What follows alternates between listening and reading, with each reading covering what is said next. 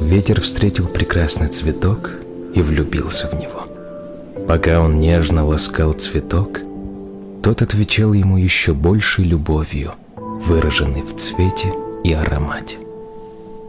Но ветру показалось, что этого мало, и он решил: если я дам цветку всю свою мощь и силу, то тот одарит меня чем-то еще большим. И он дохнул на цветок мощным дыханием своей любви. Но цветок не вынес бурной страсти и сломался.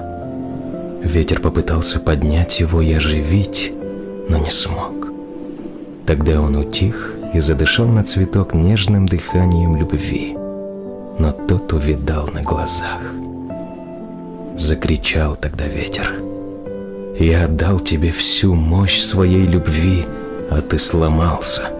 Видно, не было в тебе силы любви ко мне, а значит, ты не любил». Но цветок ничего не ответил. Он умер.